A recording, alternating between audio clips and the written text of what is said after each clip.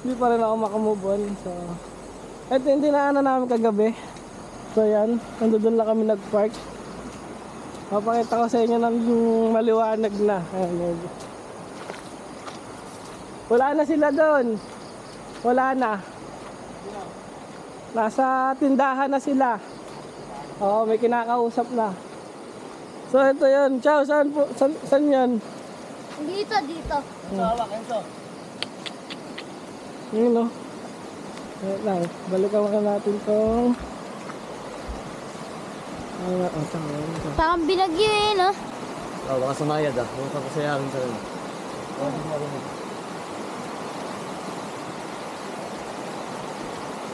Binagyo? O tapos doon ka pumatong. Ako doon. Dito, nandito yung paa mo? Hindi, nandun. Inabot na dito? Oo. Hindi, nandyan siya. Tapos inabot kaya niya nga. lang yung sasakyan. Kaya kung duwas ng medyo mabilis. Grabe, na yun lang babagsakan namin. Pero kahit Kaso nga lang, nakahiga nga. nakahiga ang sasakyan nun. Sakto dyan yung alto eh. Kasya dyan yung alto eh. Tipin mo yan oh. Eh paano kung kasama mga bata? May masasaktan doon pag bagsak dyan. Ayun o, hindi nga yun. Tapos ito yung aakitan sana namin. Kaso nga naman, nagmumulto kagabi. Grabe. Sana pala tinis na lang natin yung multo no. Ayun, dun sana kami o. Yun yung aakitan namin. Sabi nga ni kuya, hindi daw yan nakalak. Nakaganon lang. Oo, nakatali nga. Tinanggal ko na nga yung tali. Sabi niya, inaantay niya daw tayo alas 12. Kasi nga, umuulan na yun, di ba? Siguro, nakakatulugan na din ni kuya, hindi na tayo na ano. Kala ko kasi, dun sa nakatira. Tapos ano lang yan. Binabantayan niya lang tingin-tingin. Yung pala, nandiyan pala siya natulog. So yun, ito yung spot namin kagabi. Ayun o. Nakaubo pa ako. May dumaang motor. Sabi ko sa'yo, akin na muna yung short ko sa'yo. Ginawa yung short. May motor na dumaan. Kita sa video, nagsashort pa ako eh. Kasi ikaw ang unang makakalabas, andito ka sa gilid. Eh. Kaya pala dito siya pinapasok sa gilid. Kasi ganun pala mangyayari. Ano sinanap mo, Susi? Ito ko. Ano pala eh. Sa ibabaw. O, sumama na kayo kay Daddy. Huwag na, dyan na lang. O, dito.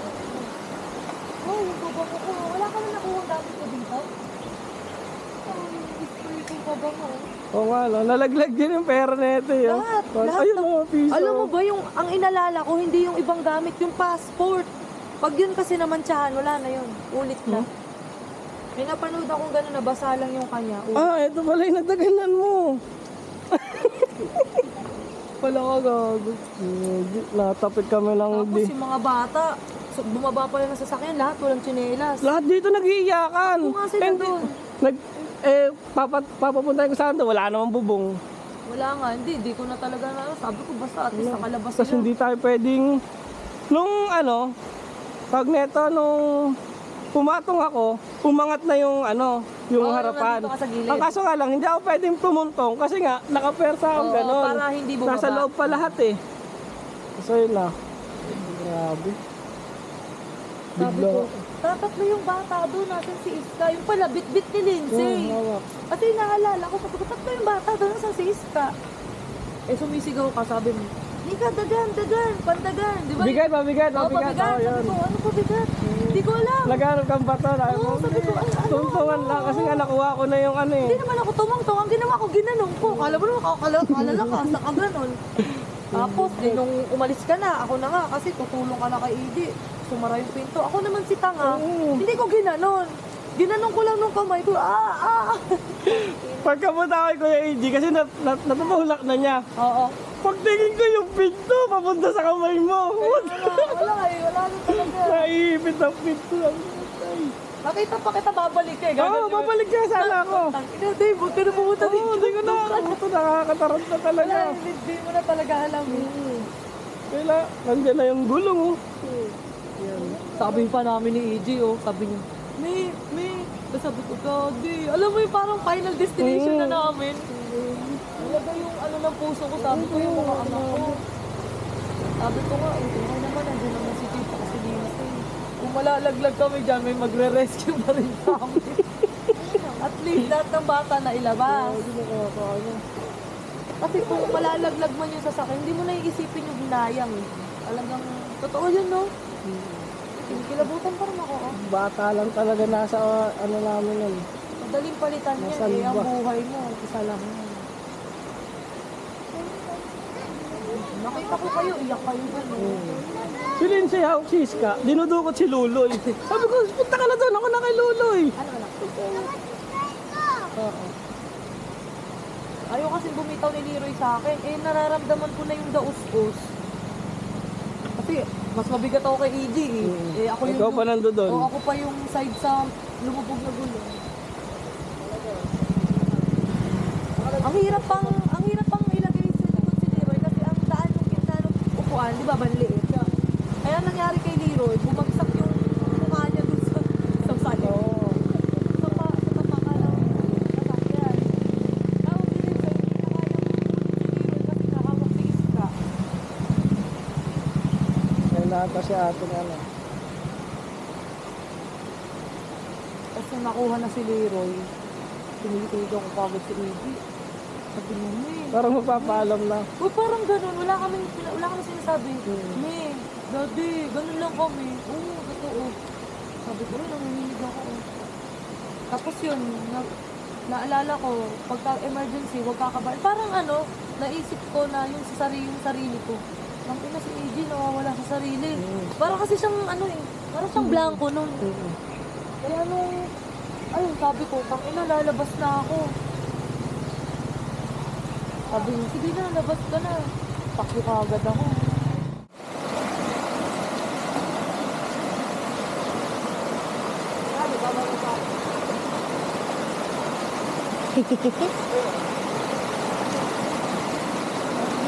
Okay, laba-labatin.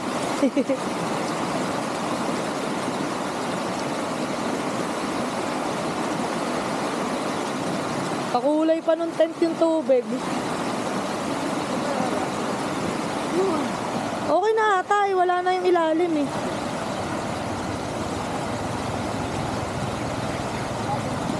Hawakan mo mabuti yan. Dali, dali.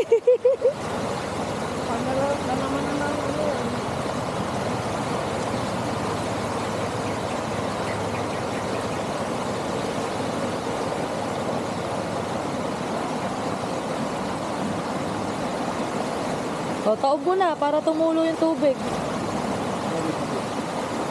Hilahin mo para makuha niya yung dulo. Namatay. Yung sa... Okay lang yan, nagre-record rin yan.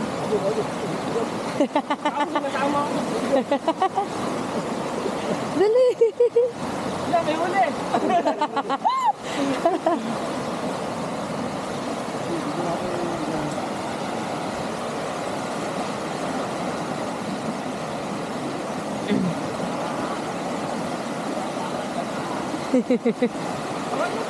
Tayo.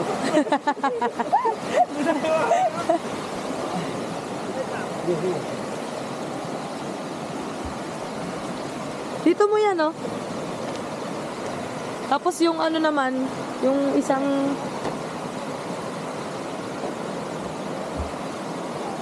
Tingin, dahil ka na uli.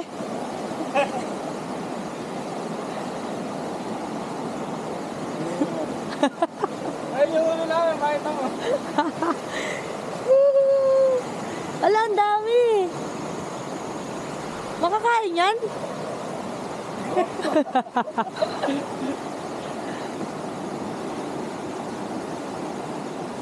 Ano? Paano to? Diyan mo nga muna.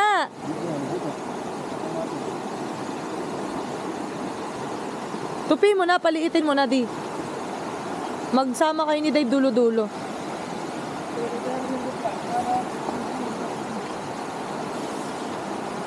Eh, nabutas.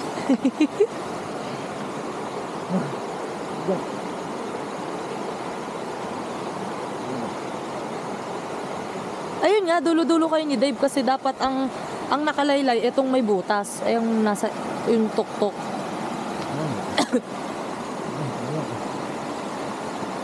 Yan, okay na yan. Basta hayaan mo lang muna yan dyan. Susubi mo na ba? Patulungin mo muna onte.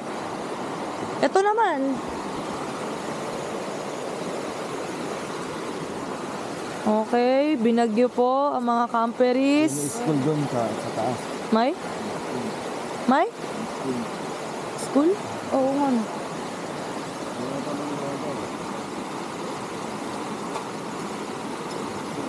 Eee! Naku, yung mga anak mo. Handahan ah. Kahit kung yung ano natin doon. Ito muna sila. So ayun guys, muntik na kaming malusot dito. Alas 4 ng madaling araw. Buti nakalabas kami lahat. Naipit pa ako ng pinto. Sobrang kaba, grabe. Thank you Lord. At nakalabas kami agad lahat at mga bata. Maga ang kamay sa ipit ng pinto. Wawa. Boss, buti na lang. Ano, nakaligtas pa kami. Kung di kami nakaligtas, wala na. Laglag car. Saan? Let's go na, dito tayo. Naglalakad na lang kami pa-uwi. Hindi, hindi, papili natin dyan yung car at hindi na natin makakuha. Maglalakad na lang tayo pa-uwi. Hindi na. Bakit? Tandaan namin. Bakit nilalagay dyan?